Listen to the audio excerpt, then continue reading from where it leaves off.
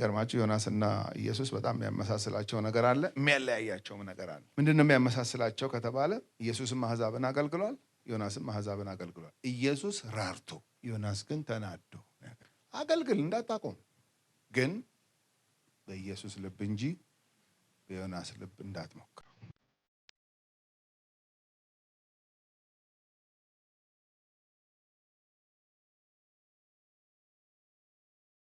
ዛሬ የማነሳው ሐሳብ በንጹህ ልብ ጌታን ስለማገልገል። የሚገርማችሁ ጌታ በጣም በትኩረት የሚያየው ነገር ልብ ነው።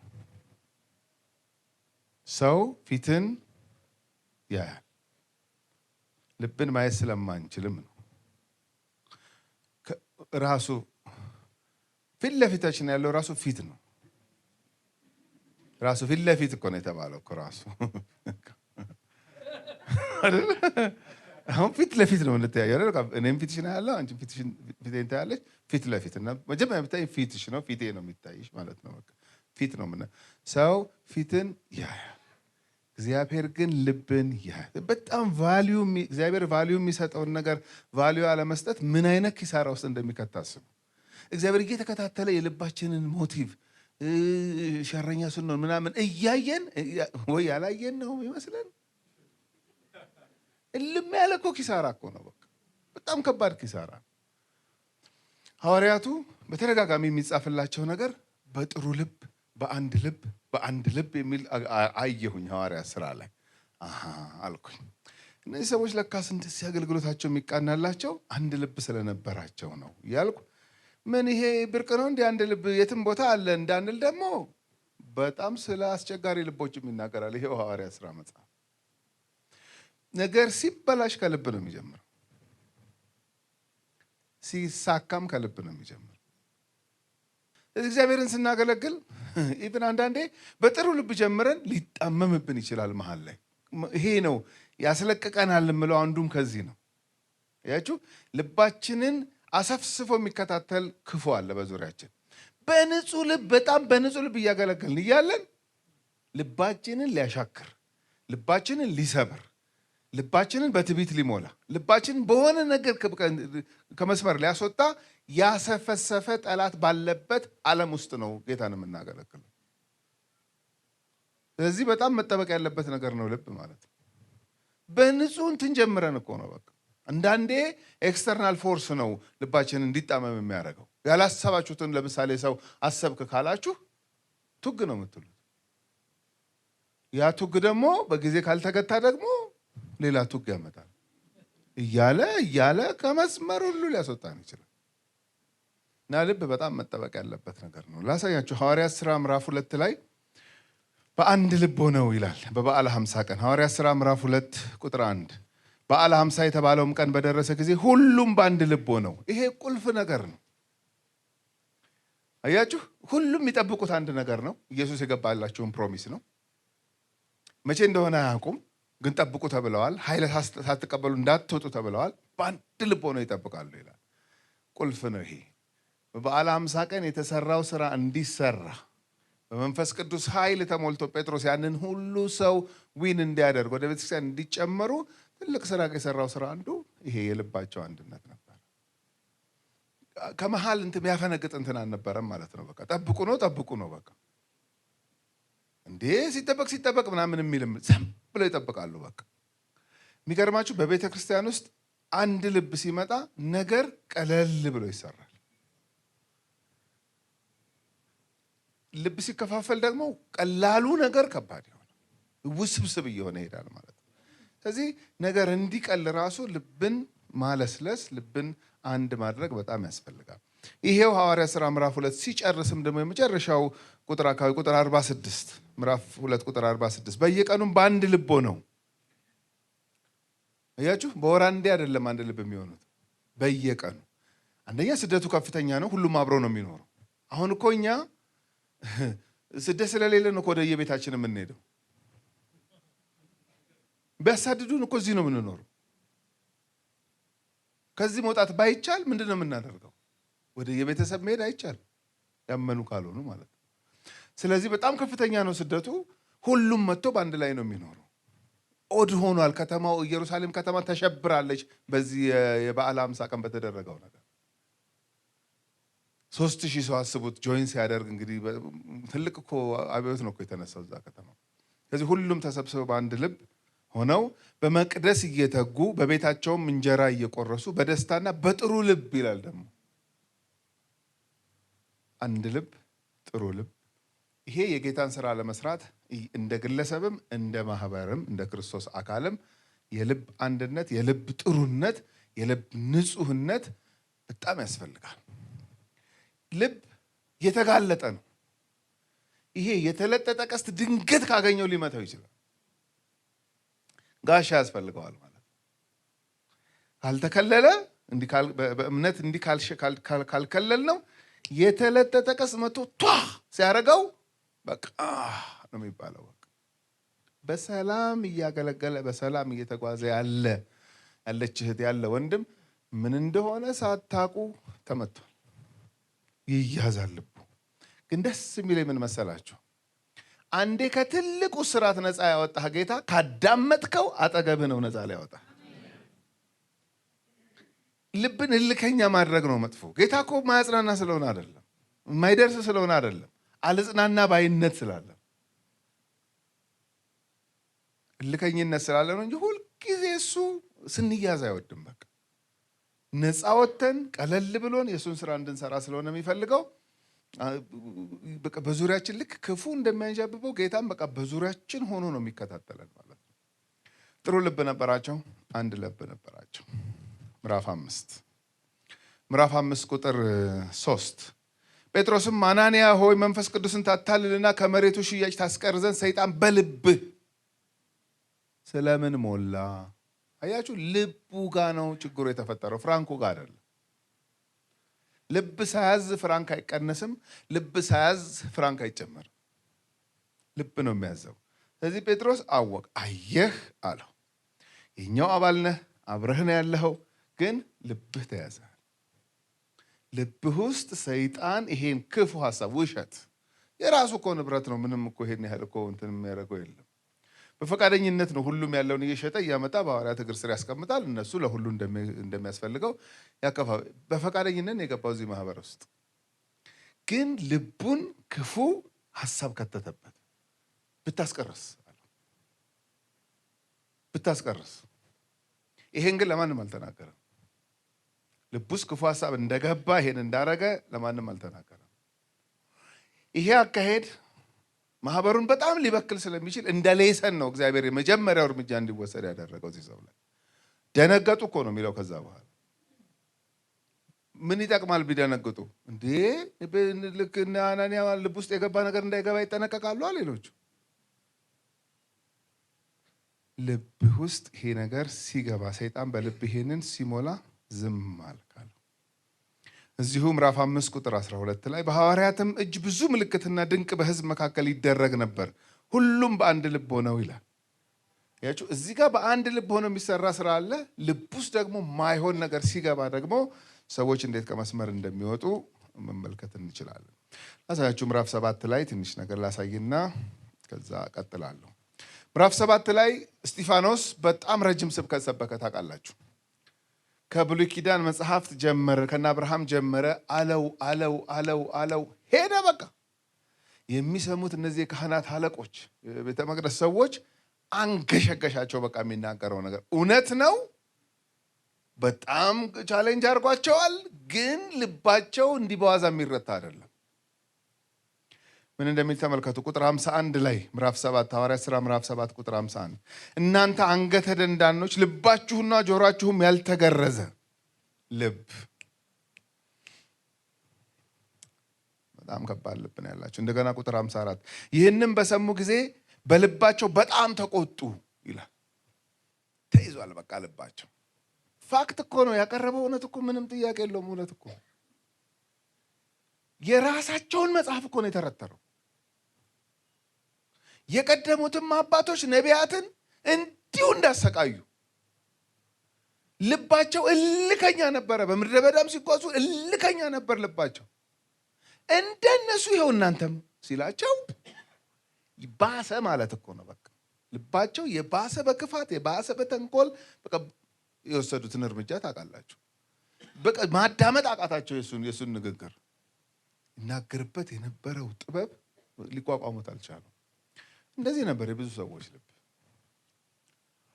ሐዋርያቱ የጌታን ስራ የሚሰሩት በንጹህ ልብ፣ በጥሩ ልብ፣ በአንድ ልብ ነው ሲሰሩ የነበረው።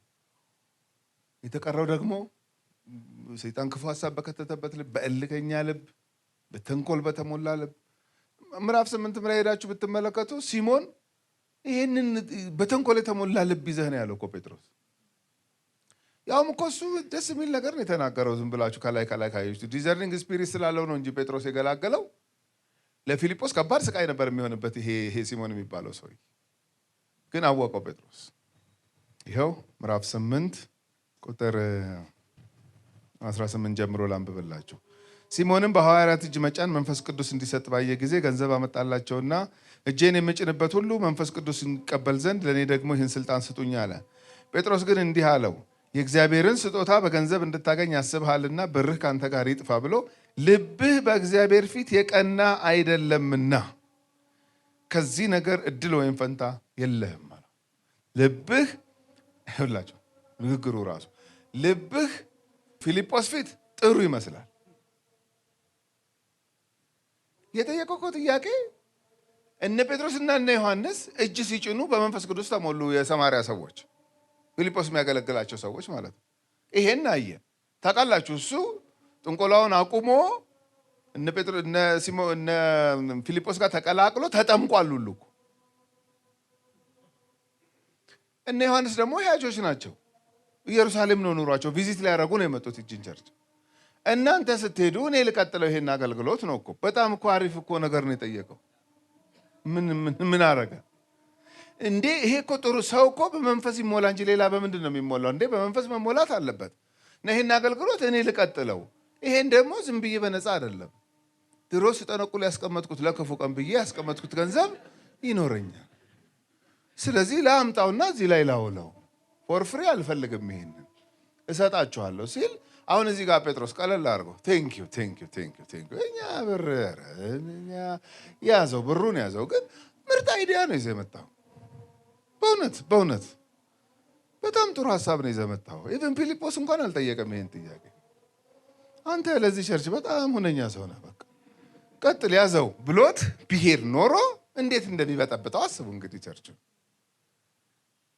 በእግዚአብሔር ፊት ልብህ የቀና አይደለም። አንተም ብሎ አገልጋይ እኮ ነው እኮ።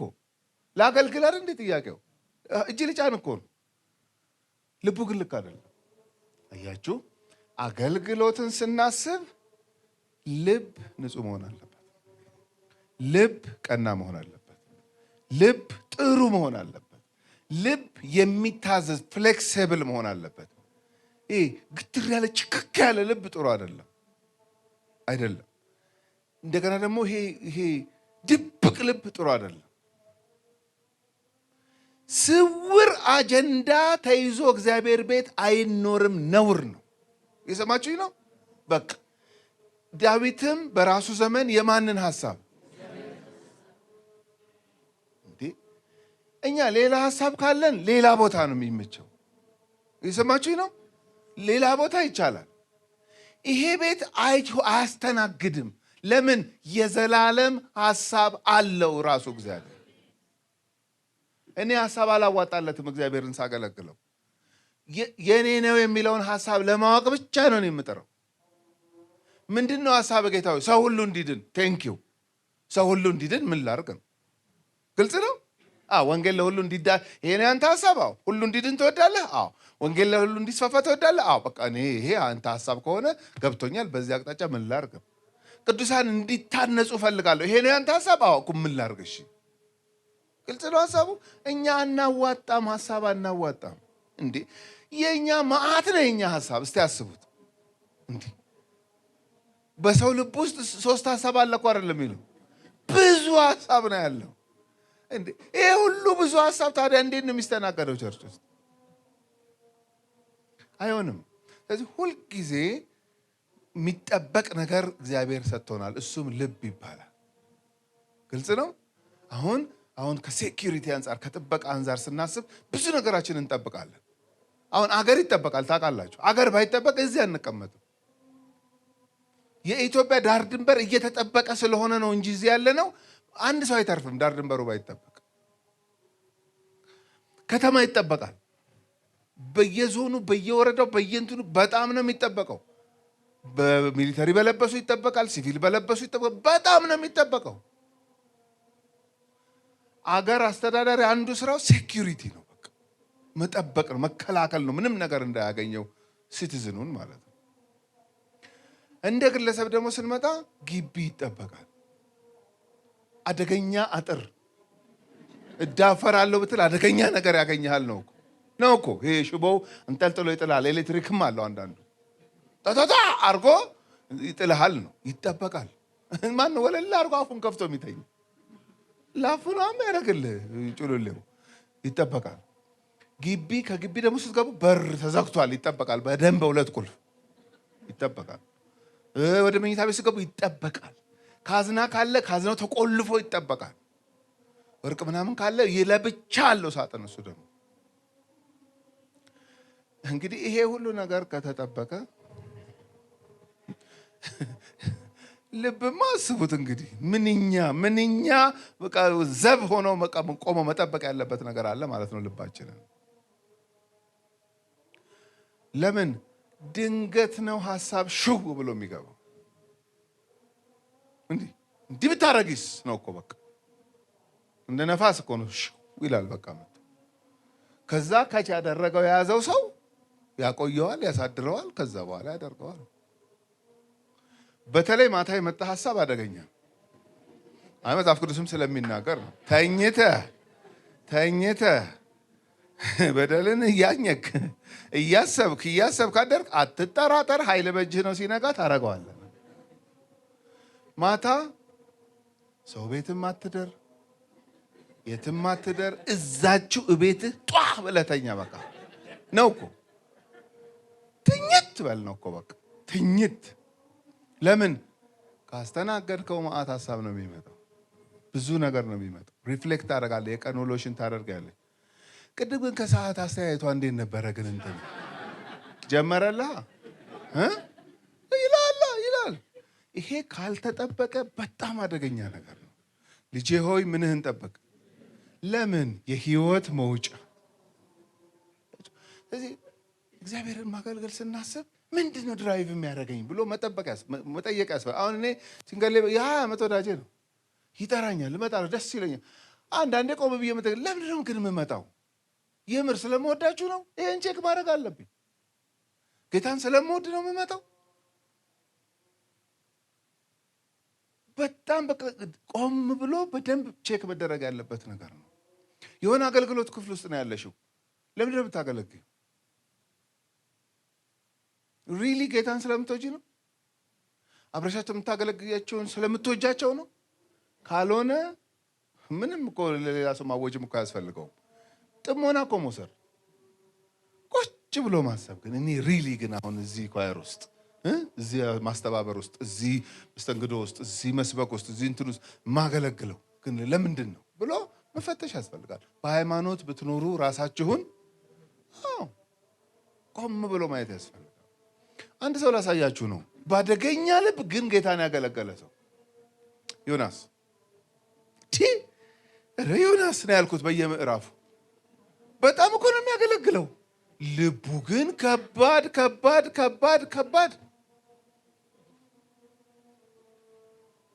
ያገለግላል፣ ግን በጣም አደገኛ ልብ ነው ያለው። ትንቢተ ዮናስ ምዕራፍ 1 ላይ ሲጀምር እንደዚህ ነው የሚለው። ማለት በቃ የዮናስን ልብ አንዴ ላሳያችሁ። እኔ ነገረኛ ስለሆንኩ አይደለም የዮናስን ልብ እዚህ ማሳያችሁ። መጽሐፉ ራሱ የዮናስ መጽሐፍ ዮናስ አደገኛ ነው የሚለው። እኔ ወድጄ አይደለም። አንድ ምዕራፍ ላይ መሰለኝ 4ቱም ምዕራፍ ላይ የዮናስን ካራክተር ነው የሚያሳየው። እንደውም ይሄ የትንቢት መጽሐፍ ነው ግን ያልኩት። አሁን የትንቢት መጽሐፎችን ስታያቸው ብዙዎቹ ተመሳሳይነት አላቸው። ምን እግዚአብሔር ይጠራዋል ያንን ነቢይ፣ አልችልም ምናምን ይላል። አይ ትችላለህ፣ አይዞህ ይላል፣ ያግባባዋል፣ ያስነሳዋል። ከዛ ወይ ንጉሥ ጋር ነው የሚልከው ወይ ካህናት ጋር ነው የሚልከው ወይ ህዝቡ ጋር ነው የሚልከው። እግዚአብሔር እንዲህ ይላል፣ ጥሩ ነው እየሄዳችሁ ያላችሁትም ሊሆን ይችላል፣ አስተካክሉም ሊሆን ይችላል፣ ትቀጣላችሁም ሊሆን ይችላል፣ እመልሳችኋለሁም ሊሆን ይችላል። ብቻ መልእክት ነው የሚናገር። ምንድነው አገልግሎታቸው? የሚያመሳሰል የሰራዊት ጌታ እግዚአብሔር እንዲህ ይላል ይላሉ። መልእክቱ የመጣለት ንጉስም ይሁን ካህናትም ይሁኑ ህዝቡም ይሁን መንግስታትም ይሁኑ ወይ ይሰሙታል ወይ አይሰሙትም። ይመጣል እግዚአብሔር ጋር ያልከኝን ነገርኳቸው ግን እነሱ አልሰሙኝም። ችግር የለውም ከሆነ ጊዜ በኋላ እንዲህ ይሆናሉ ይለዋል። ተረጋጋ ይለዋል። ይቀመጣል። ድጋሚ ሊልከው ይችላል። እንዲህ ነው የነቢያት መጽሐፍ። የዮናስ መጽሐፍ ምን እንደሆነ ታውቃላችሁ? የሚያወራው በጣም የሚያወራው ስለ ዮናስ ነው። እንዲህ ምን ቢሆን ነው አልኩኝ። ራሱ ዮናስ በየምዕራፉ ስለሱ ባህሪ የሚያወራን እንዲህ ምን አይነት አገልግሎት ነው ያገለገለው ነው ያልኩት። ይሄው ላሳያችሁ ነው። ሰውየውን በደንብ ተከታተሉት። ትንቢተ ዮናስ ምዕራፍ 1 የእግዚአብሔርም ቃል ወደ አማቴ ልጅ ወደ ዮናስ እንዲህ ሲል መጣ። ተነስተ ወደዛች ወደ ታላቂቱ ከተማ ወደ ነነዌ ሂድ፣ ክፋታቸውንም ወደፊቴ ወጥቷልና በእርሷ ላይ ስበክ። ይሄ ነው በቃ መልእክቱ። ይሄ እኮ ማቴዎስ ወንጌል ምዕራፍ 28 ቁጥር 18 እስከ 20 ማለት ነው። ሂዱ ወንጌልን ለፍጥረት ሁሉ ምን አድርጉ? ስበክ ነው በቃ። ዮናስ ግልጽ አገልግሎት ነው የተሰጠው። ኳየር አይደለም፣ ጸሎት ጓዳ አይደለም፣ አስተናጋጅ አይደለም። ግልጽ አገልግሎት ሰባኪ ነው። ሰባኪ ነው። ኦኬ ይሄ ተነግሮታል። ምንም መሆን አትችልም ተብሏል። ምንም መሆን አንተ ሰባኪ ነው የምትሆነው ተብሏል። እሺ ምን እንደሚያደርግ ተመልከቱ። የሚያገለግለው የት ነው? ነነዌ ነው። ክፋታቸው በፊቴ ወጥቷልና ሂድና ስበክ ነው ያለው። ይሄው ቁጥር 3 ዮናስ ግን ከእግዚአብሔር ፊት ወደ ተርሴስ ይኮበልል ዘንድ ተነሳ። ጀመረ ልቡ። ይኸው አሁን ሰው ከሰው ፊት ይኮብልል ራሱ አሁን ቋንቋ አያስደነግጥም? ዮናስም ከእግዚአብሔር ፊት የት ነው የሚኮበልለው? እንዲህ ነው የሚለው። ምኑን ነው የሚኮበልለው? ምን ማለት ይሲ ሰው ሊያገለግል ይችላል፣ ግን በምን መረዳት በምን ልብ ይኮበልል? ከእግዚአብሔር ፊት ይኮበልል ዘንድ ተነሳ። ወደ ኢዮጴም ወረደ። ወደ ተርሴስም የምታልፍ መርከብ አገኘ። ከእግዚአብሔር ፊት ኮብልሎ የማይሞከር ነገር ነው የሞከረው። ከእነርሱ ጋር ወደ ተርሴስ ይሄድ ዘንድ ዋጋ ሰጥቶ ወደ እርሷ ገባ። ምን ማለት ነው? አልታዘዝህም ነው ባጭሩ። ሰባኪ ነው፣ የተጠራ አገልጋይ ነው፣ ነቢይ ነው፣ ትንቢትን ይናገራል፣ ግን እግዚአብሔርን አይታዘዝም። ሄደ፣ ቀጥታ ሄደ። እሺ ቁጥር 4 እግዚአብሔርም በባህሩ ላይ ታላቅ ነፋስን አመጣ። ባህር ነፋስ ይታዘዘዋል፣ ዮናስ አይታዘዘው።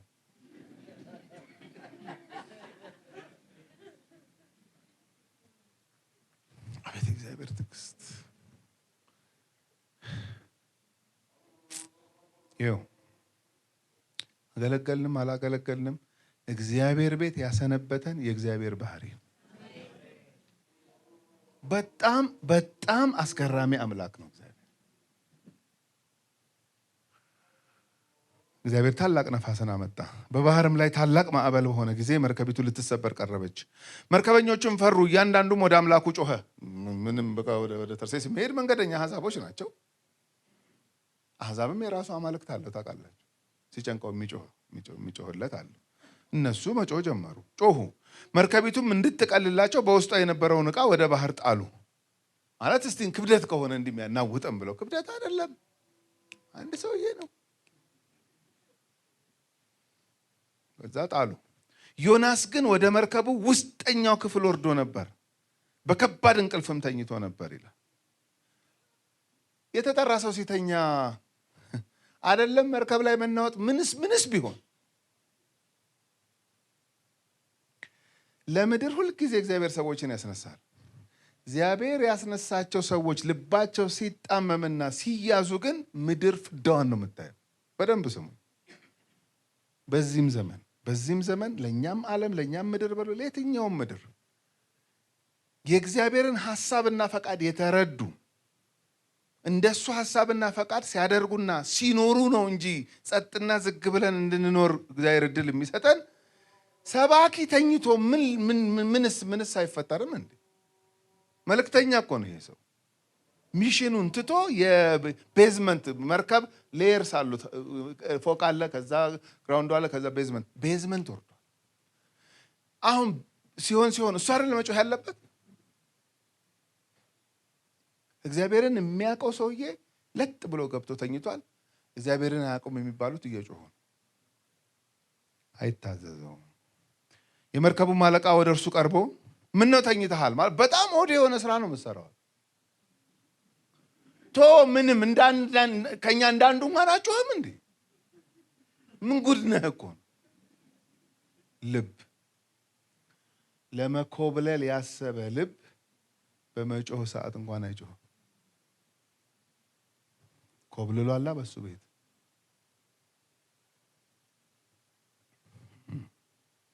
ሰባኪ ነህ ተብሏል እኮ። ምንም መሆን አይችልም ይሄ ሰው፣ ምንም መሆን አይችልም። ላስት ታይም the best you አሁን እግዚአብሔር ያየልህ። የሰማችሁ ነው። እግዚአብሔር በጣም ሌላ ነገር መሆን እየፈለግሽ አንገትሽን አንቆ መሆን ከምትፈልጊው በታች አድርጎ አያኖርሽም። ያሁኑ ነው እሱ የመረጠልሽ ነው the best place። ግን እሰማለሁ በቤተ ክርስቲያን ውስጥ እንትን መሆን ስፈልግ እንትን መሆን ስችል ስለማይጠቅምህ ነው፣ ስለማይሆን ነው። በቃ ግልጽ ነው የሚሆነው። እግዚአብሔር ያየልን። አንተ አለው እዚህ ተኝተሃል፣ እንዳንጠፋ እግዚአብሔር ያስበን ዘንድ እንደሆነ ተነስተህ አምላክህን ጥራ አለው። ያውም የኛን መጥራት የለብህም፣ የራስህን ጥራ። እዚህ ጋር ይጮሃል አለው። ጭራሽ አስቡት፣ አሕዛብ ሰባኪን ሲቀሰቅሰው አለመተዋወቅ እኮ። አንተ እዚህ ጋር ትተኛለህ? ወይኔ ልቡ ነው እንጂ እኮ እግዚአብሔር የጠራው ሰው ነው። ልባችሁን እልከኛ አታደርጉ ይላል መጽሐፍ ቅዱስ ዕብራውያን ላይ ብታነው። ልባችሁን እልከኛ አታደርጉ። ሰባኪ ነው ግን ልቡ እልከኛ ነው። እርስ በርሳቸውም ይሄ ክፉ ነገር በማን ምክንያት እንዳገኘን እናውቅ ዘንድ ኑጣ እንጣጣል ተባባሉ። ሁሉም ሀገር የራሱ ካልቸር የራሱ ኮንቴክስት አለ። በእኛም ሀገር እኮ ራሱ እኮ ምራቅ እዚህ ላይ ተደርጎ እኮ ይታወቃል እኮ ማን ነው እንትን ያደረገው እዚህ እንትን ስለማለት ነው። በቃ እንጣጣል ተባባሉ። እጣም ተጣጣሉ። እጣውን በዮናስ ላይ ወደቀ። የጩባ አምላክ መሰከረ እንደሚባለው እኮ ነው። አሁን መሰከረ። እኔ እንደው እግዚአብሔር ይዞ ልታመልጠው እነ ጩባ አምላክ ምናምን ሁሉ ተባብረው እዛ ላይ ነው በቃ እንትን የሚያደርጉት ማለት እኮ ነው። በቃ እሱ ላይ ወደቀ። የዛን ጊዜም ይሄ ክፉ ነገር በማን ምክንያት እንዳገኘን እባክህ ንገረን። ፈርተውት እኮ ነው። ስራ ምንድን ነው? ከወዴትስ መጣ? ሀገርህስ ወዴት ነው? ወይስ ከማን ነው ገነህ? አታደፉት። ማለት ጥያቄ እኮ ነው አሁን ያነበብኩት ራሱ። እሱም እኔ ዕብራዊ ነኝ፣ ባህሩንና ይሄ የሚናወጠውም ማለት ነው ባህሩንና የብሱን ደረቅ መሬቱን የፈጠረውን የሰማይን አምላክ እግዚአብሔርን አመልካለሁ አላቸው። ምኑን አመለከው? እግዚአብሔር አምላክህን በፍጹም ተይዟል እና በቃ እሱን ነው የማመልከው። አይ በፍጹም ልቡ ግን እያመለከ አይደለም።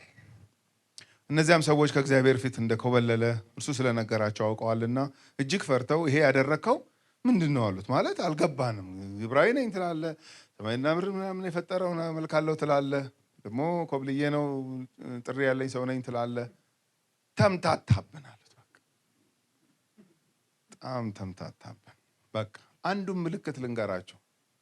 እግዚአብሔር የጠራው ሰው ሆኖ ልቡ ሲያዝ የተምታታ ህይወት ነው የሚመራው። ይምታታል በቃ ነገሩ ራሱ በቃ ማለት ለሱም የተምታታ ነው፣ ለተመልካችም የተምታታ ነው የሚሆነው። ልብ ግን ከእግዚአብሔር ሐሳብ ጋር አላይንድ ሲሆን ወጥ የሆነ ህይወት ትኖራል። ማለት ውጣ ውረድ አለ ማለት ነገር ውስጥ አልፋለህ፣ ግን አትዋዥቅም ማለት ነው። በቃ ለሰውም አታምታታም ማለት ነው። በቃ እግዚአብሔር ጸጋ አብዝቶልህ ከፍታንም ዝቅታንም ብለሽ ወበለ ስታልፈው ትታያለህ ማለት ነው። ተምታቱ እነሱ።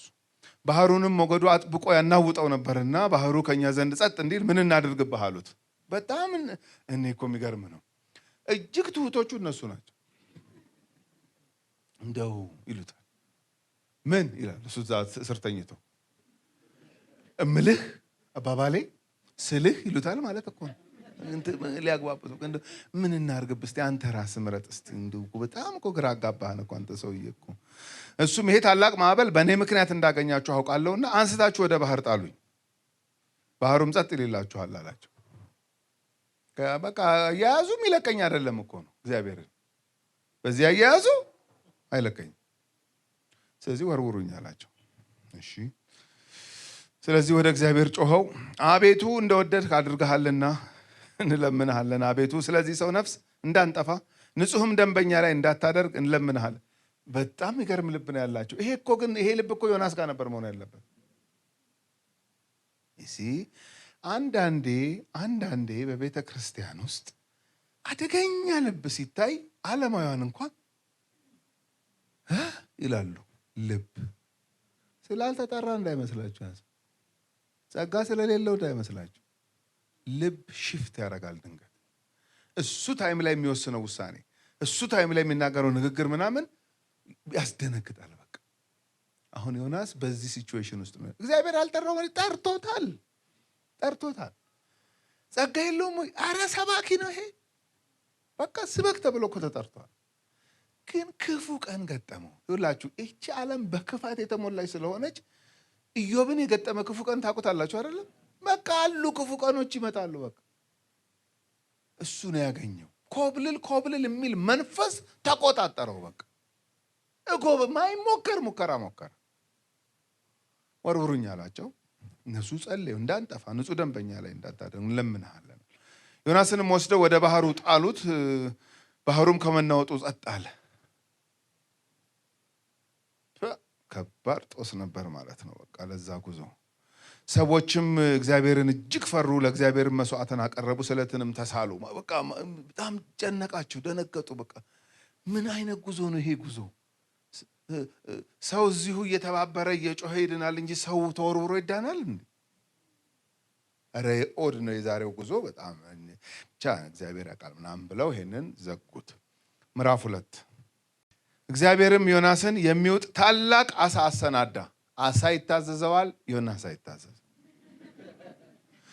በጣም አሁን እኮ ማስቸገር ያለበት አሳ ነበር አይደል እንዴ? አሳ ነበር እኮ ማስቸገር አይዘማ አይለማ። አሁን እግዚአብሔር አሁን አሳን ኮሚኒኬት ሲያደርግ ምናምን አስቡት እንግዲህ። አሳ ይታዘዘዋል፣ ማዕበሉ ይታዘዘዋል፣ ምኑ ይታዘዘዋል። ይሄ ሰውዬ ነው የማይታዘዝ። ለምንድን ነው ይሄን የምታወራልን ካላችሁ፣ ብዙ አትመኑት ራሳችሁን። የሚታመን ልብ የሚጣልበት ክብር ለእግዚአብሔር ይሁን። እግዚአብሔር ብቻ ነው የሚታመን ልብ የሚጣል። ድንገት ነው ሸርተት ምን። ለዚህ ነው ጠብቀኝ የሚባለው። በቃ ጌታ ጠብቀኝ፣ መልሰኝ። ጌታ ነው የመጣብኝ እንደዚህ አይነት ዊርድ የሆነ ሐሳብ በኢየሱስ ስም እየተባለ ነው እንጂ የሚኖረው አሰስገሰሱን አስተናግደ እንዴት አድርገህ ነው የምታገለግለው እግዚአብሔር? አይሆንም። ሐሳብ ፕሮቴክት ይደረጋል። ማይሆኑ ተንኮል የሆኑ ሸር የሆኑ ሐሳቦች ምናምን ሲሆን እኔ ፈን በጣም እወዳለሁ። ነው አሁን እንግዲህ ማንቀላለደው ቀልድ የለም ምናምን ፈን ነው ይሄ። እሱን ሀርት የሚያደርግ ነገር አርጋርግ ሲለኝ ግን በጣም መደንገጥ አለብኝ። በጌታ በኢየሱስ ክርስቶስ ስም ብዬ ማባረር አለብኝ።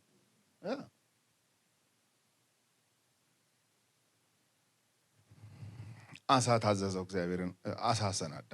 ዮናስም 3 ቀንና 3 ሌሊት በአሳ ሆድ ውስጥ ነበረ። ይተርፋል አለ። አይቆይ ምንም አይሆንም። ያ ሲናወጥም ምንም አልሆነም። አሁን 3 ቀንም ሆኖታል፣ ምንም አልሆነም።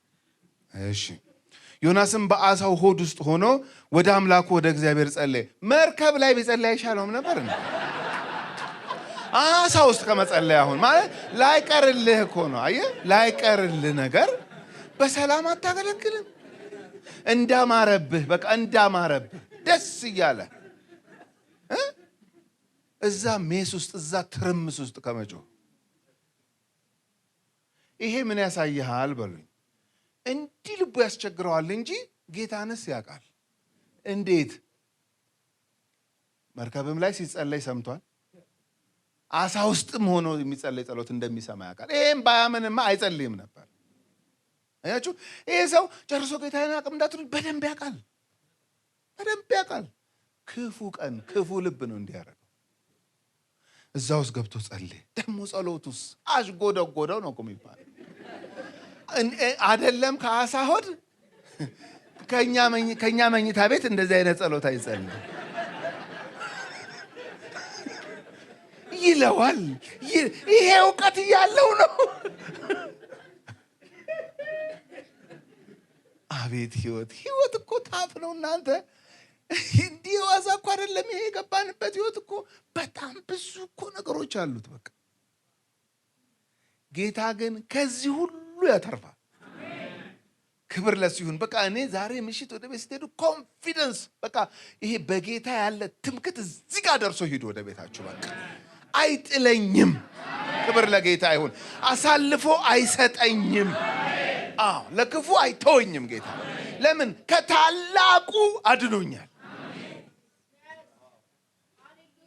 ትልቁን ያዳነ ትንንሾቹ ያቅቱት። በህይወት ጎዳና አሉ ፈተናዎች አሉ የሚመጡብን። ጸለየ። እኔ ጸሎቱን አንዴ ላንብበው። እንዲህም አለ፣ በመከራዬ ሳለሁ ወደ አምላኬ ወደ እግዚአብሔር ጮኽሁ፣ እሱም ሰማኝ። በሲኦልም ሆድ ውስጥ ሆኜ ጮኽሁ፣ ቃሌንም አደመጥህ። ወደ ጥልቁ ወደ ባህሩ ውስጥ ጣልከኝ፣ ፈሳሾቹም በዙሪያዬ ነበሩ። ማዕበልህና ሞገድህ ሁሉ በላይ አለፉ። እኔም ከዓይንህ ፊት ተጣልኩ። ነገር ግን ወደ ቅዱስ መቅደስ ደግሞ እመለከታለሁ አልኩ። ውሆችም እስከ ነፍሴ ድረስ ከበቡኝ። ጥልቁ ባህር በዙሪያዬ ነበረ። የባህሩ ሳር በራሴ ተጠምጥሞ ነበር። ወደ ተራሮች መሰረት ወረድኩ። በምድርና በመወርወሪያዎቿ ዘላለም ተዘጋሁ። አንተ ግን አቤቱ አምላኬ ሕይወቴን ከጉድጓድ አወጣህ። ነፍሴ በዛለችብኝ ጊዜ እግዚአብሔርን አሰብሁት። ጸሎቴም ወደ አንተ ወደ ቅዱስ መቅደስ ገባች። ከንቱነትንና ሐሰትን የሚጠብቁ ምሕረታቸውን ትተዋል። እኔ ግን በምስጋና ቃል እሰዋልሃለሁ፣ የተሳልኩትንም እከፍላለሁ። ደህንነት ከእግዚአብሔር ዘንድ ነው። ከየት አመጣው ስል መዝሙረ ዳዊት፣ ያ ጉደኛ መዝሙረ ዳዊት ነው። ይሄ ሁሉ እኮ ጸሎት መዝሙረ ዳዊት። ሂዱና ቼክ አድርጉ። አንዳንዱን ዳዊት ነው የጸለየው፣ አንዳንዱን የቆሬ ልጆች ናቸው የጸለዩት፣ አንዳንዱን እና አሳፍ ምናም ለቅሞ አምጥቶ አቀናጀውና እንዴት ፍለው ያለው ጸሎት እንደጸለየ ራሱ ልክ ሲጨርስ ደግሞ ደስ የሚለው ኮንፊደንሱ ሲጨርስ ደህንነት ከእግዚአብሔር ዘንድ ነው ማለት ከዚህም ያድናል። ይሄው ቁጥር 11ን ተመልከቱታ። እግዚአብሔርም ዓሣውን አዘዘው፣ እርሱም ዮናስን በየብስ ላይ ተፋው። ደህንነት ከእግዚአብሔር ዘንድ ነው ብሏል። ልክ ይችን ሲጨርስ ትፋው አለው። እንዴት? ደህንነት ከእግዚአብሔር ዘንድ ነው ብሏል ማለት ያቃል እንዳይመስል ክፉ ቀን ገጥሞት ነው፣ ክፉ ልብ ገጥሞት ነው እንጂ ያቃል። ትፋው። ዋው! እኔ አሁን ምን ተመኘው? በቃ የዮናስ ትንቢት ምዕራፍ 2 ነበር ማለቅ ያለበት አልኩ። ለምን? ከዚህ የተረፈ ሰው አሁን እንደገና ልቡ በላሻል ብላችሁ ታምናላችሁ? ከአሳ ሆድ ውስጥ ጸልዮ የተረፈ ሰው እንደው ቢረግጡትስ ራሱ እንደው እዛው ይረገጣል እንጂ ቀና ብሎ እንደገና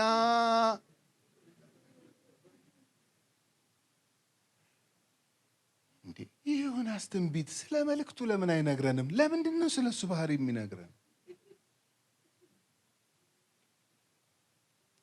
አንዳንድ ሰው ለምሳሌ አሁን አንተ ነገረኛ ስለሆንክ ነው እንጂ መጽሐፉ እንኳን እንደዚህ አይደለም የሚል አይጠፋም። እኔ ነገረኛ ስለሆንኩ አይደለም። እኔ አይዊሽ ስለ መልእክቱ ስለ ትንቢቱ ያዘለት ትንቢቱ እንዲህ ቢል እኮ ደስ ባለኝ። እየደጋገመ እኮ የሚያወራው ስለ ሰውየው ባህሪ ነው። እና ምንድን ነው ሌሰኑ? አገልግል ግን በዮናስ ልብ አታገልግል ነው እኮ። አሁን እኮ ስንጨርስ አገልግይ ግን በዮናስ ልብ እንዳትሞክሪው ብዬ ነው የምንለያይ። አይሆንም። ምዕራፍ 3 የእግዚአብሔርም ቃል ሁለተኛ ወደ ዮናስ እንዲህ ሲል መጣ። ተነስተህ ወደዛች ወደ ታላቂቱ ከተማ ወደ ነነዌ ሂድ። ከተማ እንኳን አልተቀየረለትም። አሜንድመንት የለም። ገብቷቸው ማሻሻያ ምናምን የለም። አሁን ኤልያስን እንደዛ በቃ እኔ ነፍሴ በቃ ሁሉም እየሰገደ እኔ ብቻ ቀርቼ ምናምን አባብሎ ቀስ ብሎ እንጎቻ አብልቶ ውሃ ጠጥቶ ቀስ ብሎ በመጣህበት ተመለስ አይደል ያለ። አይቀየርም፣ ሐሳብ አይቀየርም። ለዚህ ነው እኛ ሐሳብ አናዋጣም። ሐሳብ አለው፣ ያውም የከበረ የዘላለም ሐሳብ አለው። እኔ አላዋጣለትም። እኔን አያማክረኝም እግዚአብሔር፣ እኔም አላማክረውም እግዚአብሔር። ከተማውም ያው ነው፣ አገልግሎቱም ሰባኪነት ነው። ቀጥል አለ። ኦኬ ይኸው ተመልከቱ። ወደ ታላቂቱ ከተማ ወደ ነነዌ ሂድ። ነነዌ ማለት የአሦራውያን ዋና ከተማ ናት። ኃያል ናቸው በዛን ጊዜ እነሱ። ምን አሁን አሦራውያን ተመለሱ አልተመለሱ ምን ይሰራለታል እግዚአብሔር ልትሉ ትችላላችሁ። ሜሴጁ ለይሁዳ ህዝብ ነው፣ ለእስራኤል ህዝብ ነው። እንዴት እግዚአብሔርን አያውቁም የተባሉ ህዝቦች አንድ ነቢይ ሲላክ ድፍት ብለው ይመለሳሉ። ጉድበል የሀገር ህዝብ ግን ነው። ይሄ እኮ ነው መልእክቱ። እግዚአብሔርን አያውቁት፣ ዮናስን አያውቁት። ደንግጠው ግን ማቅ ለብሰው አመድ ነስንሰው በ3 ቀን ምናምን ያ ምህረት መጣ ይጠፋሉ ብሎ ሲጠብቅ ምንድን ነው መልእክቱ? ኢምፕሊኬሽኑ እኔን አያውቁም የተባለ ህዝብ ይኸው እንዲህ ነው የሚፈሩኝ። የተዳፈራችሁኝ የእስራኤል ልጆች ሌሰን ውሰዱ። ምፈራ ነኝ ነው ያለ። ሄድና ስበካ ነው። ቁጥር 3 ዮናስም ተነስቶ እንደ እግዚአብሔር ቃል ወደ ነነዌ ሄደ። አለበዚያ ሳላ ቀምሷላ። ነነዌም የ3 ቀን መንገድ ያህል እጅግ ታላቅ ከተማ ነበረች። ማለት ከተማዋን እንኳን ዞራችሁ ለመጨረስ 3 ቀን ይፈጃል ማለት ነው። ትልቅ ከተማ ናት። ምዕራፍ 4 ላይ 120 ሺህ ሰው ይኖርበት ይላል። ኢኩቫለንቱን ብትሰሩ 120 ሚሊዮን ማለት ነው በአሁኑ። በጣም ትልቅ ከተማ ናት። በጣም ብዙ ህዝብ የሚኖርባት በቃ ኃያል ናት።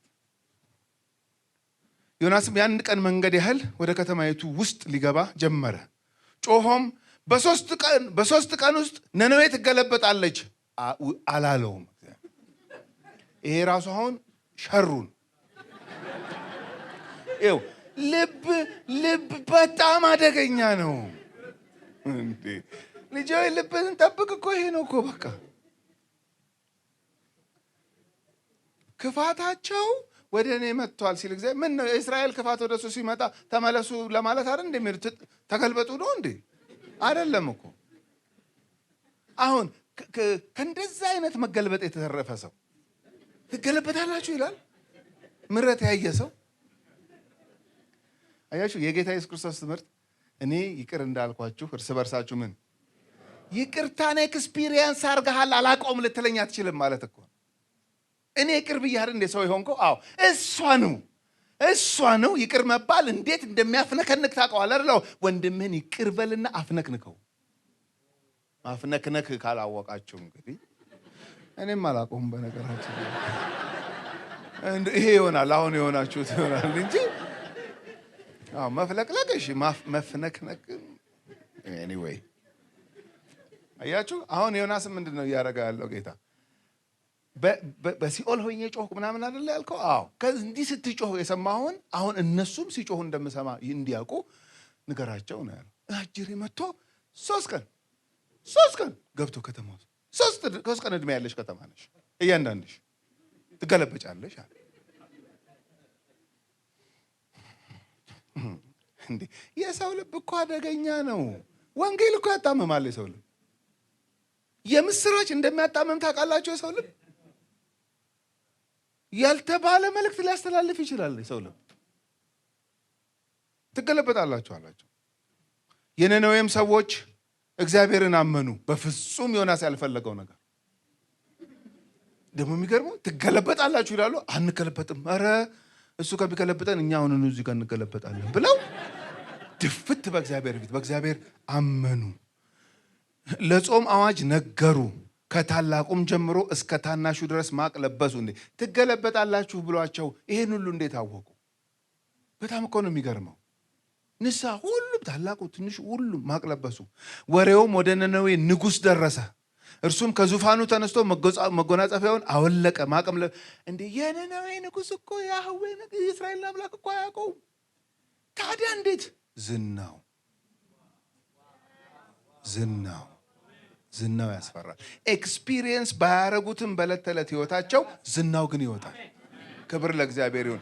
ያቺ ረዓብ ምንድን ነው ያለቻቸው? ሁለቱን ሰላዮች እዛ ገብተው ሲጠይቋል፣ እንደው ምንኖር ሲመስልሻል? ትቀልዳለህ እንዴ አላለችም። እንደዚህ ግን እንደዛ እኮ ነው አመላለሷ። እንዴ አለች፣ እንዴ እንወርሳለን ትላላችሁ? በደንብ አድርጋችሁ ነው በምን አወቅሽ? አምላካችሁ አለች። አምላኬ እኮ አይደለም ታውቀዋለች። አታውቀውም። ገና ከዚህ በኋላ ነው ውለታ ዋሉልኝ ብላ አምላክን የምታውቀው። የእናንተ አምላክ በምድረ በዳ ስንት ነገስታትን ድል እየነሳ እንደመራችሁ አንድ ሰው ማያቅ የለም እኛ መካከል ብላ ቁጭ። ዝናው ክብር ለጌታ ይሁን። አያችሁ የምታገለግሉት አምላክ የምትኖሩለት አምላክ እናንተ መካከል ብቻ አይደለም የሚሰራው፣ ዝናው አሕዛብ መካከል ይሰራል።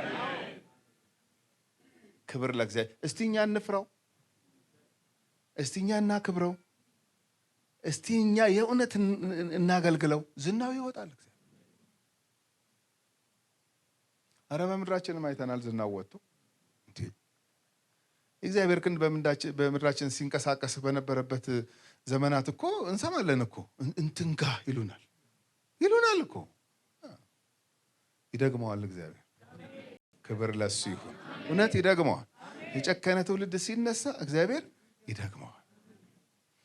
ዝናው ስለሚታወቅ ንጉሱ ሳይቀር ተነስቶ መጎናጸፊያውን አወለቀ፣ ማቅም ለበሰ፣ በአመድም ላይ ተቀመጠ፣ አዋጅም አስነገረ። በነነዌም ውስጥ የንጉሱና የመኳንንቱ ትእዛዝ አሳወጀ። እንዲህም አለ፣ ሰዎችና እንስሶች፣ እንስሳ ሁሉ ተጨመረ እዚህ ጾም ውስጥ፣ ላሞችና በጎች አንዳችን እንዳይቀምሱ አይሰማሩም፣ ውሃም አይጠጡ። ሰዎችና እንስሶችም በማቅ ይከደኑ፣ ወደ እግዚአብሔርም በብርቱ ይጩሁ። ሰዎችም ሁሉ ከክፉ መንገዳቸውና በእጃቸው ካለው ግፍ ይመለሱ። እኛ እንዳንጠፋ እግዚአብሔር ተመልሶ ይጸጸት እንደሆነ ከጽኑ ቁጣው የሚመለስ እንደሆነ ማን ያውቃል? ኢቭን እንኳን እርግጠኛ እንኳን አይደለም። ለምን መመለስ የኛ ፋንታ ነው፣ መማር የሱ ፋንታ ነው። እኛ የኛን እናርግ። ምን አይነት ትህትና ነው ይሄ? እኮ ዮናስ ጋር ነበር መታየት የነበረበት እንዴ! ሰባኪው ጋር የሌለ ልብ ትገለበጣላችሁ የተባሉት ጋር ይገኝ።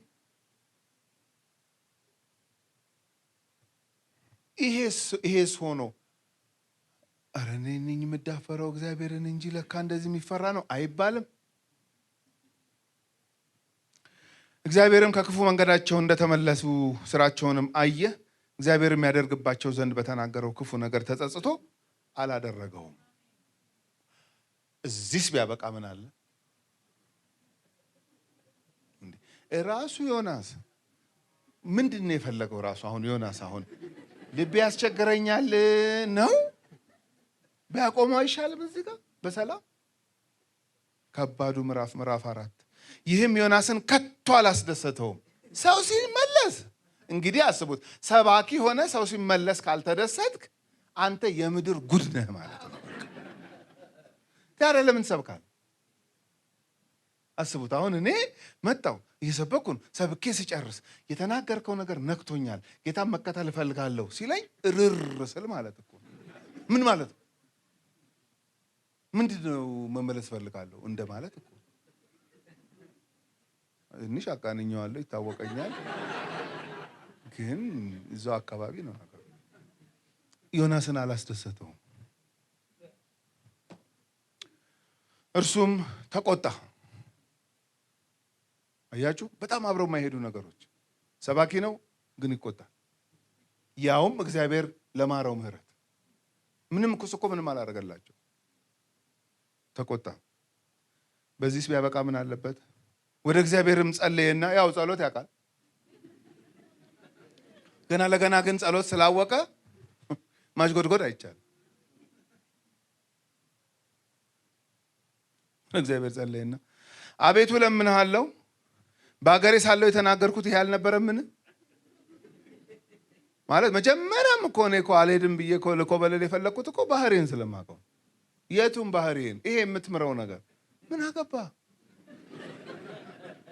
እንዴ? የነነዌ ሕዝብ ዮናስና እንደ በደለው አይደለም እግዚአብሔርን የተበደለው ምሮ ሰባኪው ሲበሽቅ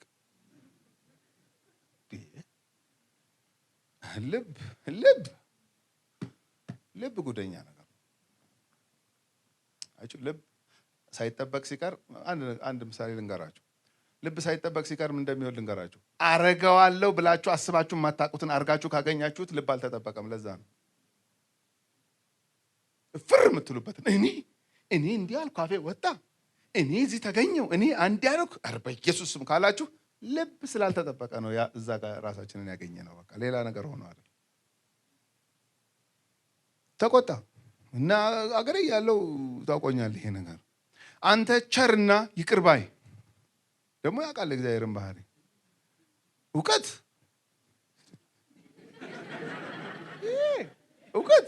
እዚህ ድረስ አንተ ቸርና ይቅር ባይ ታጋሽም ምህረትህም የበዛ ከክፉም ነገር የተነሳ የምትጸጸት አምላክ እንደሆንክ አውቄ ነበርና። ይሄ እኮ ግን ለሱም በስቶለት ነው። አሳ ውስጥ እኮ ይሄ ባህሪውን ያተረፈው ካሳ ያወጣው እኮ ይሄ ነው። ለሱ ሲሆን የእግዚአብሔር ባህሪ ይመቸዋል። ለሰው ሲሆን ያናድደዋል። ይሄ ሸቃባ ልብ ነው። ኦኬ ይሄ በጣም አደገኛ ነው። ለኔ ሲሆን እንጂ ያደርጋል የእግዚአብሔርን ምሕረት። አምላኬ መሐሪ ሰው ሲምር ታዲያ ምን አለ? አምላክሽ መሐሪ ለምን ይተናነቀኛል? ጸልዮ ሲሰማ ደስ ይለዋል፣ ጸልዮ ሲሰሙ ይናደዳል። ስለዚህ ወደ ተርሴስ ለመኮብለል ፈጥኜ ነበር። አሁንም አቤቱ ከህይወት ሞት ይሻለኛልና ነው የሚያስብለው። አሁን ይሄ ከህይወት ሞት ይሻለኛል። ሞት ጋር ሲደርስ አይደል እንደ ህይወት ይሻለኛል ያለ ምንድን ነው? እንደዚህ ሞት ይሻለኛል፣ ህይወት ይሻለኛል፣ ሞት ይሻለኛል እንዴ? ህይወት ይሻላል የሚለውን እንግዲህ እንክፈታ። እንግዲህ ታዲያ ህይወት ይሻላል እንዴ? ሊሞት ሲል ህይወት ይሻለኛል ይላል። አሁን ደግሞ ኑር ሲባል ደግሞ ሞት ይሻለኛል ይላል። ምንድን ነው? ጌታን አያውቅም? ያውቃል። ሰባኪ አይደለም፣ ጥሪ የለውም አለው። ልብ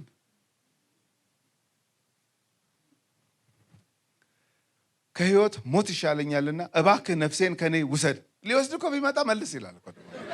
ለምን አይተነዋላ? ምዕራፍ 2 ላይ ነፍሴን መልስ፣ ነፍሴ የሆነ ሳር በላይ ላይ ተጠመጠመብኝ። መዓት እኮ ነው ያለው።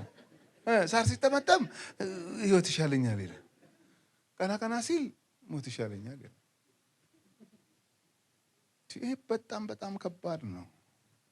ይሄ ሰኔ 30 ላይ እዚህ ላችኋል ውጤት ሊሰጥ ሲል በጣም ጎበዝ ተማሪ ልቡ ይመታል። የኛ ቢጤው ልቡ አይመታም።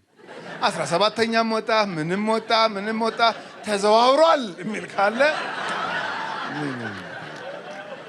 አልተዘዋወረችም እንዳይሆን ብቻ ነው እንጂ ተደረገው።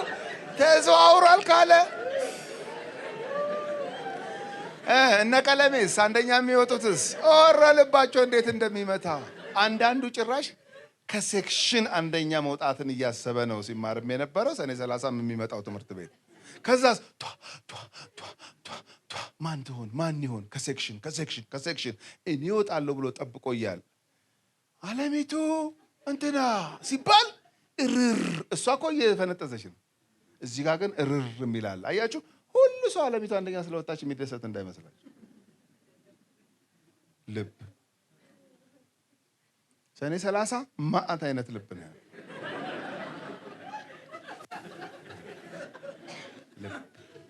እውነቴን ነው የምላችሁ። አሁን አንድ አገልጋይ ሲሳካለት እግዚአብሔር አብሮት ሲሆን በቃ አብሮት እንዳለ የሚያስታውቅ እግዚአብሔር ሞገስ ሲኖረው ደስተኛ ነን። መጠየቅ አለብን። የኛ ነው አምላክ ነው የሚያመልከው። የኛው ተስፋ ነው የሱ ተስፋ አይደለም። እኛ ያለንበት መንግስት ነው እሱም ያለበት መንግስት። ግን አንዳንዴ እንደሱ አይደለም ይሰማ። ግን ማገልገል እንፈልጋለን። ግን መቀበል ያቅተናል። ለምን? ማናት? የነነዌ ሰዎች መመለስና እግዚአብሔር ከቁጣው መጸጸቱ ምን ያገናኘው ከዮናስ? ተናደደ። አሁን እኮ ይኸውላችሁ ሳይመለሱ እግዚአብሔር ቢምራቸው ፌር አይደለህም ብሎ መከራከር ይቻላል። ድፍት አሉ፣ ተጸጸቱ፣ ከክፉ መንገዳቸው ተመለሱ። እንዴ ለሱ የተደረገ ምሕረት ለነሱ ሲደረግ ለምን እንደዚህ ሆነ? የእግዚአብሔር ምሕረት የሚያናድደው አገልጋይ በኢየሱስ ስም አረ እግዚአብሔርን በእውኑ ትቆጣ ዘንድ ይገባሃልን? አንተ ነው እኮ አንተ ጉደኛ አንተ አሁን ያምርብሃል መቆጣት። እንደው ሌላው ሰው አይወቅ። እውነትም እኮ የሚያውቁት እኮ እግዚአብሔርና ዮናስ ናቸው። የአሳውን ጉድ ዮናስ ዘመዶች አያውቁ። እነዛ መርከበኞች ሽው ብለው ሄደዋል። ምንም የሚያውቁት ማንም አያውቅም። ቶ ማንም እኔና አንተ እንዲንባባል ማለት እግዚአብሔር ከልብ ጋር እንዲህ ሲሪየስሊ ነው ማለት ነው እንትን የሚያደርገው ቢሆን ነው ቀለል አድርጎ እኮ ሊያልፈው ይችል ነበረ። እንዴት ይታለፋል ይሄ? በዚህ ልብ እንዴት ነው ነብይ የሚሆነው? አንተ ትቆጣለህ። አሕዛብነታቸው ሊሆን ይችላል ያናደደው። ግን እኮ እግዚአብሔር ለአብርሃም እኮ ፕሮሚስ የገባለት ለአሕዛብም ሁሉ እኮ የምድር ነገዶች በዘርህ አይደለም የሚለው? ለእስራኤል ብቻ አይደለም ፕሮሚሱ፣ የአብርሃም ፕሮሚስ። ለምን ይናደዳል? የነነዌ ሰዎች እስከተመለሱ ድረስ እግዚአብሔር ቢምራቸው ምንድን ነው ችግሩ? ዮናስም ከከተማይቱ ወጣ፣ ከከተማይቱም በስተ ምስራቅ በኩል ተቀመጠ። ከተማይቱንም የሚያገኛትን እስኪያይ ድረስ በዚያ ለራሱ ዳስ ሰርቶ ከጥላው በታች ተቀመጠ። አሁንም የሚያገኛትን ለማየት ነው እንትን የሚለው ማለት ከፍታ ላይ ወጥቶ ወይ እሳት ወይ ማዕበል የሆነ ነገር ብቻ እሱ ከፍ ብሏል። የክፋቱ ክፋት እሱ ከፍ ያለ ቦታ ላይ ወጥቶ ጉድሽ ነው ያለ። እንዴ ሰባኪ ጥፋት ሲጠባበቅ አይሄድም። በቃ በፍጹም አይታረቅላችሁም ይሄ ነገር። ከዛ ከጥላው በታች ተቀመጠ። እግዚአብሔር አምላክም ቅል አዘጋጀ። ቅል ይታዘዘዋል፣ ዮናስ አይታዘዘው። ከጭንቀቱም ታድነው ዘንድ በራሱ ላይ ጥላ እንድትሆን በዮናስ ላይ ከፍ ከፍ አደረጋት። ዮናስ ቅል ማብቀል አይችልም። የቅል ቅጠል ሰፊ ነው፣ እሱም ማብቀል አይችልም። ዮናስ ሐሩር ነው፣ ፀሐይ ነው። ስለዚህ ከለለለት። አሁንም እስቲ እንደው እሺ እንኳን ይሄን እንኳን አድርጌልህ ከተማርክ እኮ ነው ነገሩ። አደረገለት። ዮናስም ስለ ቅሊቱ እጅግ ደስ አለው። ሰው ንስሐ ገብቶ ሲመለስ ደስ አይለውም? የቅል ቅጠል ሲከልለው ደስ ይለው። በጣም እኮ የዋዠቀ እኮ ፐርሰናሊቲ ነው እኮ ይሄ። ይኸውላችሁ አንድ ነገር ስሙ። አንድ ሰው እግዚአብሔር በጠራው ቦታ መሆን ሲያቅተው፣ እግዚአብሔር ለጠራው ጥሪ በቃ ላሸከመው ሸክም ቀጥ ብሎ ማገልገል ሲያቅተው ምልክቱን ልንገራችሁ። ስሜቱ በጣም ነው የሚዋዥቀው። በጣም ደስ ይለዋል፣ በጣም ያዝናል፣ በጣም ይናደዳል፣ በጣም ደግሞ ይስቃል ምናምን። ይሄ ሁለቱንም ኤክስትሪሞች ነው ያላጋ የሚኖረው። በቃ ወጥ የሆነ ህይወት አይኖረው፣ ስቴብል አይሆን። ተናደድኩ ይላል፣ ጥላውን ያይና ደስ አለኝ ይላል። በቃ እንደዋዠቀ ነው። ህይወት እንደዚህ ከሆነብን ቆም ብሎ መጠየቅ ነው። የቱ ጋር ነው ሚስ ያደረኩት ጌታ?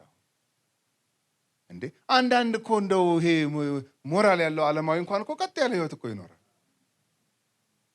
እንደሱ እንኳን ሲያቀተን መደንገጥ አለብን። እኛ በጌታ ደስ ይበላችሁ ሁሉ የተባለን፣ እነሱ እኮ እንዲሁም ደስ ይበላችሁ በእንዲሁም እኮ ይኖራል። በእንዲሁ ዝም ብሎ ይኖራል። ይሄ በጣም የሚዋዥቅ እንትን አለ። ደስ አለው። በነጋው ግን ወገግ ባለ ጊዜ እግዚአብሔር ትልን አዘጋጀ።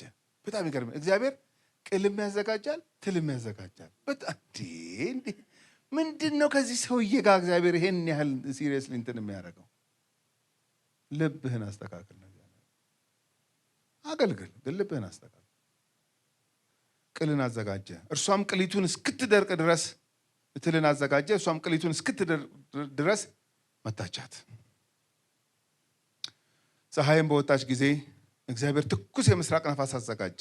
አቤት እግዚአብሔር ሙሉ ነው የሚታዘዘው። በቃ ዮናስ እስኪዝል ድረስም ፀሐይ ራሱን መታው። ለራሱም ሞትን ፈለገና ከህይወት ሞት ይሻለኛል። ይሄ እኮ ከባድ ልክፍት። ህይወት ይሻለኛል። እሺ በህይወት ኖር። ሞት ይሻለኛል። ታው ህይወት ይሻላል። ሞት ይሻለኛል። ታው ህይወት ይሻላል። ህይወት ይሻለኛል። ይኸው ጥላዋ ደስ ብሎኛል። ፀሐይ ደግሞ ርር ሲያደርገው ሞት ይሻለኛል።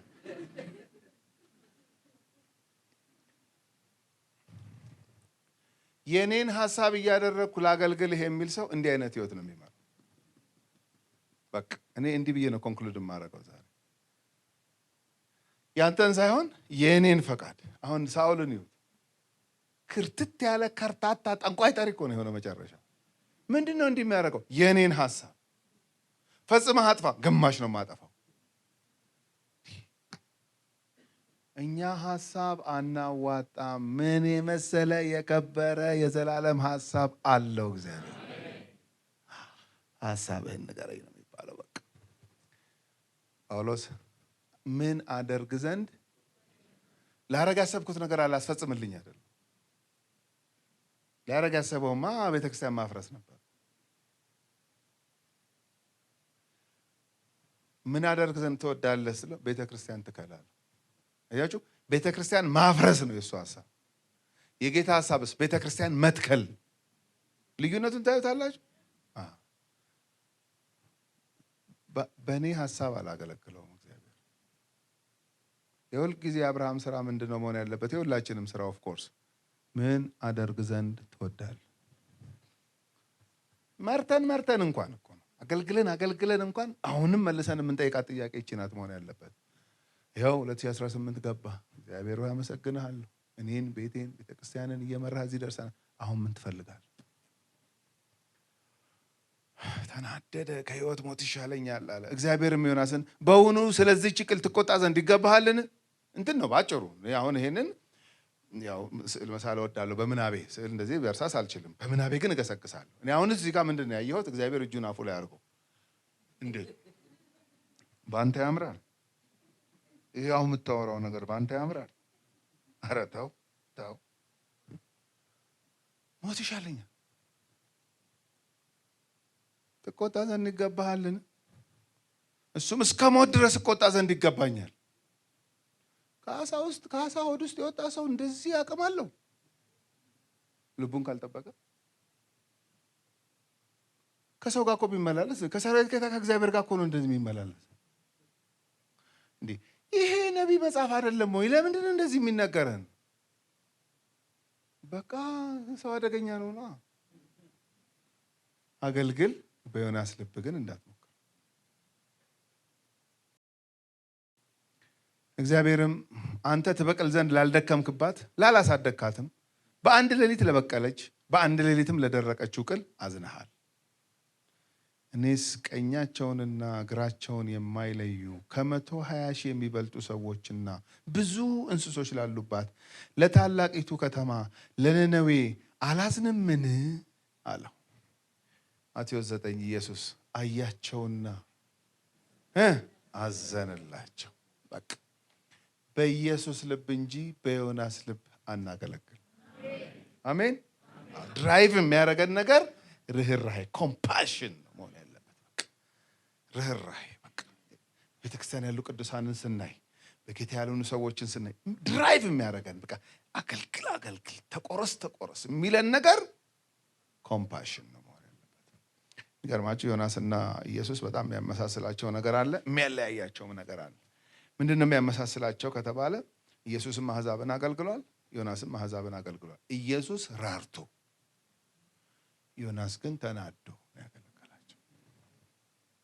ሁለቱም የ3 ቀን ታሪክ አላቸው። ኢቭን ማቴዎስ 12ን ስናይ ታስታውሳላችሁ፣ ኢየሱስ ጠቅሶታል። ምልክት ከሰማይ ያሳየን። የምን ከሰማይ? የዮናስ ምልክት። ደግሞ ለእናንተ ጋጋጋጋ የሚል ምናምን የዮናስ ምልክት ማለት ዮናስ ምን? ዮናስ 3 ቀን በአሳ ሆድ ውስጥ እንዳደረና እንደወጣ የሰው ልጅም በምድር ሆድ ውስጥ 3 ቀን 3 ሌሊት አለ። ምንድን ነው የሚያመሳስላቸው? ዮናስ 3 ቀን እዛ ቆይቶ ሲወጣ ተናደደ። ኢየሱስ ግን ከሙታን 3 ቀን በምድር ሆድ ውስጥ ገብቶ ሲወጣ ሚሽን ነው የሰጠው ለደቀ መዛሙርቱ። ሂዱ፣ ይህን የምስራች አውጁት ያላቸው። ኢየሱስ በጣም ርህራሄ የተሞላ ነው። ዮናስ ደግሞ ፍርድ የተሞላ ነው። ምን ብለህ ልትሄድ ነው ዛሬ? መጨረሻ አገልግል፣ እንዳታቆም ግን በኢየሱስ ልብ እንጂ በዮናስ ልብ እንዳትሞክረው።